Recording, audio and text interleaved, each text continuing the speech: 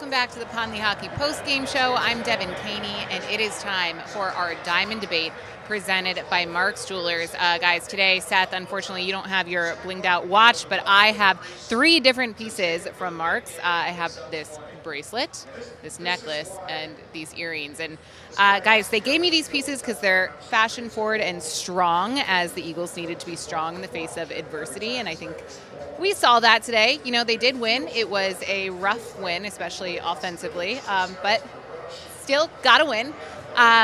So that leads me to our Diamond Debate, and that is, who is to blame for the Eagles' offensive struggles today? A, Jalen Hurts. B, play calling. C, injuries. D, offensive line. If you guys are watching, you can vote on this in the community section on the YouTube page, as well as the JAKIB Media Twitter account, and I've retweeted it on my Twitter account as well. Overwhelming, almost 75% say play calling, and I cannot disagree with them on that. What are your thoughts? Well, I don't disagree either. I mean, they had no answer all game until they got into the fourth quarter and decided to put the game on Jalen's legs, and he started running, and that's basically, what got them back into the game. So they just seemed lost. They seemed like they had no answer for, what the Colts defensive staff had put in front of them. So, it's hard to win in this league, and any way you can get a win is a win. But they've got some work to do moving forward. I guess if you're going to have to lay blame, I would have to say Sirianni, because I think they tried to pass too much. I don't think they committed themselves to the run enough. They did it sporadically, but for some reason, they decided they were going to try to pass more so against this Colts defense, and that's when they got in trouble. That's when Jalen Hurts was standing back there patting the ball too long. Even when he tried to roll out and wait for somebody to free up in the flats, look at how many times he just had to throw the ball away because nobody was open. And I'm thinking, go back to the run, pick up 3 or 4 yards of carry, control the clock, and keep their average offense off the field. But it's like they kept playing right into Indianapolis's hand and made this game a lot closer than it should have been. I think they were a little out of whack, and I don't want to put everything on this, but this is the first game they played without Dallas Goedert, and I thought they were a little unbalanced and unsure what they wanted to do. They couldn't really trust the tight ends the same way they trust Goedert. They only ran 10 plays in the first 2 series in this game. They didn't seem to be committed to anything, or they weren't convinced that anything was going to work magically. But I think a lot of it had to do with Goddard not being there. They were unbalanced. Well, listen, he's a big loss. But there have been games where, we've wondered in the post game where the heck Dallas Goedert was, where he got like 2 or 3 targets the entire game. So I'm not going to put it all the way over there. He's a big part of what they do, and they miss him. But I'm not going to put the emphasis that far over on the fact that he was gone. This offensive staff has got to figure out a way, when you have injuries or things aren't working in the moment, to be able to make the requisite adjustments in order to keep the offense humming. I agree with that. They've got too much. They've got too much talent on this offense. It was just a different look, though, because with Goddard on the field, even if they're not going to him, there's so much more balance with what they do. I think it helps open up their running game that much more with Goddard on the field. You look at Jack Stoll and Grant Calcaterra, they're specialists. They do one thing well but not the other. Right. And look at how many times you look at a Goddard, how he not only establishes himself in the run, but then he peels off and he's a safety valve in the flat that Hurts can dump off to. I don't think he has the same kind of comfort level with Calcaterra and Stoll. Well, figure out how to incorporate them in what you do. Yeah. You had Tyreek Jackson that was up today. Yeah. He got a penalty. He got all is it tough to make that adjustment during a game? You're caught really for the first time you're going to be without Goddard. I don't know if you can work that out in a couple practices. So it's like game day when you have to make those adjustments. And I thought they were a little unsure of themselves with that. Well, hey, listen, they had the whole week. It's not like they just found out this morning that they weren't going to have Dallas Goedert. They knew all week. Yeah, but they don't have a defense that's going to play the way the Colts played against them in practice. There's no doubt about it. So if he's that much of an important piece of what you do, then test the defense to see if they're going to pay attention. Because with him gone, what's the normal thing that happens? A coordinator falls asleep on the fact that you've got a backup that's actually playing. Now's an opportunity for you to throw a couple of balls to these guys that are backing up to find out if they're genuinely paying attention to the fact that Dallas isn't there. If he's there, you know they're paying attention. Well, sometimes he's going to get 2 guys on him. So Dallas Goedert missing aside, I think what was the biggest head scratcher for me was, on certain plays when it's 3rd and 2, and in these crucial moments, they would go to Kenneth Gainwell, I think twice in the first half, and then Boston Scott over guys like Miles Sanders or Jalen Hurts just keeping it himself. So does that come down? Is that play calling, or is that a Jalen Hurts decision in the moment, or is he calling an audible? Is it Nick Sirianni being a little too cute, Seth, as you always say? Well, I think that, they've admitted that their ability to run the ball, their run game, is based off of their run-pass option. I think that the Colts had an adjustment for that today.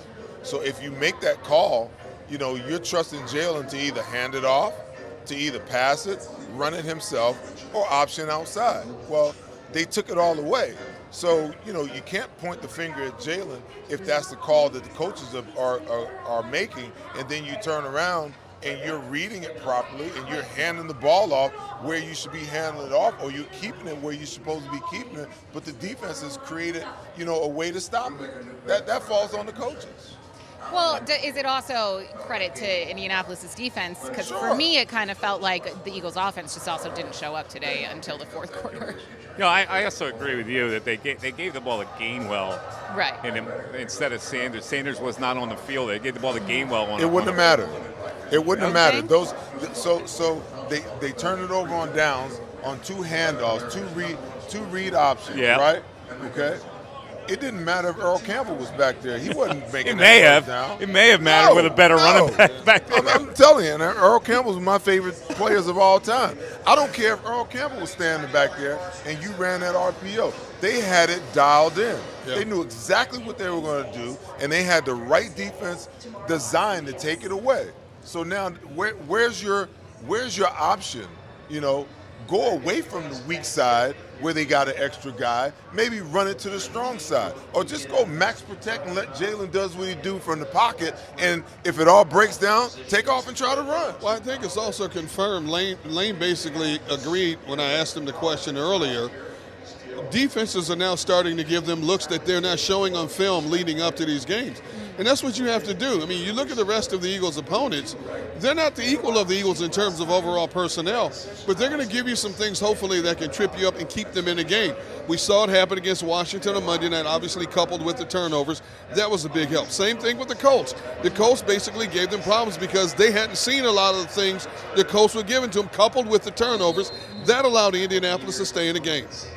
Yeah, and then we see not as many, thankfully, turnovers today as we saw Monday night, but still more than we're used to seeing from the Eagles, especially that A.J. Brown. And I get, if someone comes up and they punch the ball out of your hands, there's only so much you can do.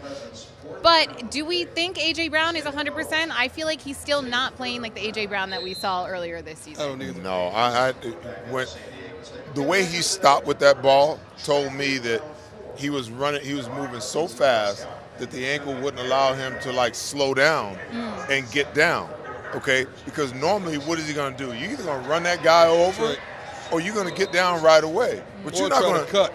But you're not going to just stop with the ball like that, No. And allow the defense to tackle you, allow the guy to come in and punch it out. So that tells me that he's not 100%. Yeah. Are you telling me that it didn't matter to you that Kenneth Gainwell was in on that 3rd and 2? It was a straight rush. Well, we've seen him do Kenneth that before, though. Would you rather have Kenneth Gainwell in there or Miles Sanders running 3rd and 2? I would most certainly wanted Miles Sanders in. But it's not like it's the first time. We've seen Gainwell in there. It doesn't make it right if it's not the first time. I get Play that. with your strength. It's 3rd and 2. Listen, they have no qualms about who the running back is and who's in the game. No. Boston Scott came in, and he got a lot of reps today. He got a few more carries than he's been getting today. Yes. So they don't care. Again, let's go back and look at the numbers, okay? Because I keep trying to tell you guys that they have Miles Sanders on a pitch count. Go back, and he had 13 carries today. Yeah. 13 carries. That's right in the window of how many carries they're normally going to give him. 15 to 18. 15 to 18 Yeah. carries. Yeah. And he's not going to get a lot more than that. But they only gave the other 2 guys 4 carries. because the game Jalen dictated carried it 16 times in this game. Jalen is the joker in this offense, okay? The only guy that can account for Jalen within this offense is the free safety. And the free safety is 20 yards down the field. So when you incorporate him into the running game, you have a massive advantage. Nothing else that they were doing was working. That's why they had to reincorporate him into the offense in that manner. Why they won the game. But but aside from the Kenneth Gainwell decision, in that when they did end up scoring, and that's what won the Eagles the game in that final offensive drive, probably the most important drive of the season thus far for the Eagles, because they had to score there to win.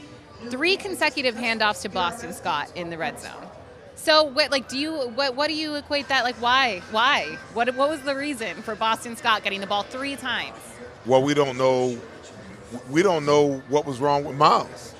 Was something wrong with Miles? I mean, nobody knows. Yeah. I mean, you would have to assume that something was wrong if he's running back number 1 and you're at the most crucial drive of the game, and you're going to tell me you got your backup, maybe your 3rd running back in the game. I mean, maybe there was something wrong with Miles. Nobody, and Nick Sirianni is not going to tell you. He's not going to tell you until you get the next week, and Miles is not healthy enough to go, and he's going to be, he showed up on the injury report. He's a little nicked. He's a little beat up. He's not going to come out and tell you that something was wrong with Miles. I also wonder if this is going to be a trend, because if you go back to last year, now last year was out of necessity. Boston Scott wasn't heard from the first half of the season. Miles Sanders gets hurt, and all of a sudden he's an integral part of the offense. Okay, we've been talking about where the heck is Boston Scott all season. Well, we've hit that halfway point of the season again. Maybe this is going to be a trend now to bring him out of the coffin, so to speak, because the dude is only 5'6", but he is a tough customer to bring down. He doesn't go down on initial contact. Therefore, we can never understand why is he not more integral in the passing game. He's a good pass catcher. I think he's the best blocking back to have also. You want to know why?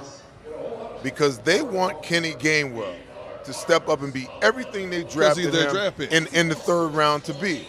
I don't think it's going to happen. And what has happened is through the first 8 games, he's proven that he's marginally gotten better.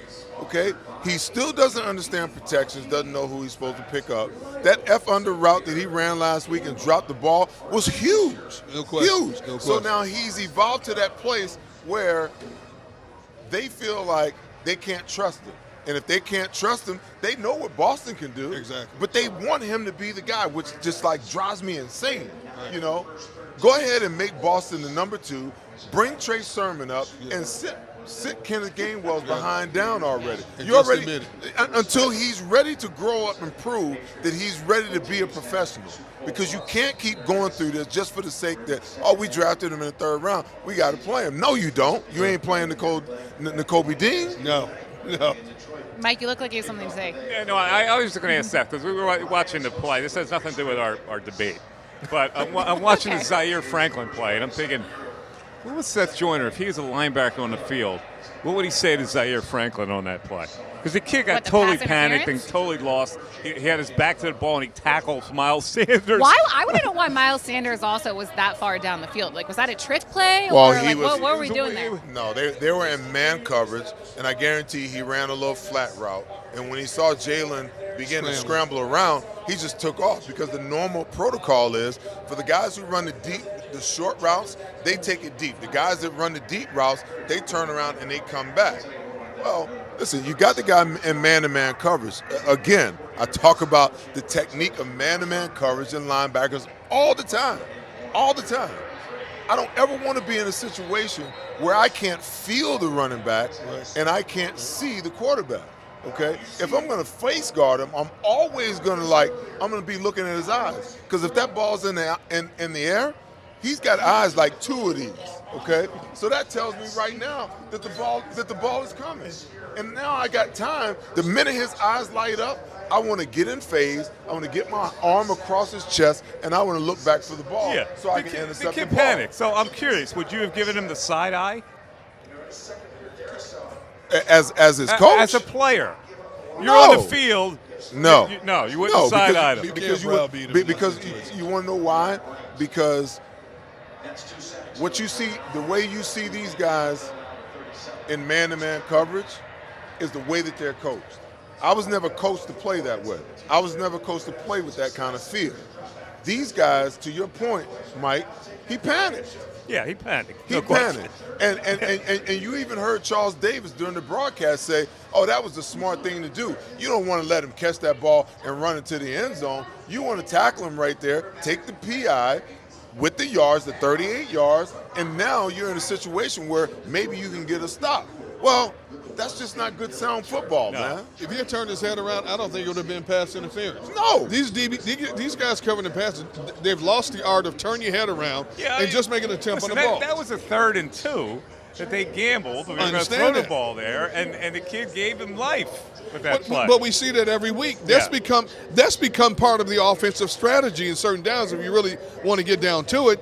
How many quarterbacks do we see throw the long ball hoping to get a pass interference, and 8 times out of 10 they get pass interference because these DBs don't know how to turn around and look for the ball in situations like that. Let me ask you a question. How efficient is an offense in 3rd and 2, okay, and you realize you got man coverage, so you take the deep shot? You're trying to get a first down, okay? Yeah, I thought it was a questionable think about the decision variables. to throw it deep. Think about the variables that come into play when you say, okay, I got a mismatch, and I'm going to throw the ball 40 yards down the field. The throw's got to be perfect, the catch has got to be perfect, and the coverage has to be lacking. Yeah. Where if you run some kind of combination route underneath, set the guy down in 3 yards, throw him the ball, first down, we got a whole new set of downs. But how many times do you see offenses today in 3rd and short situations look up and see man-to-man coverage and throw the damn ball 40 yards down the field? That makes no sense to me. That's football that like drives me insane.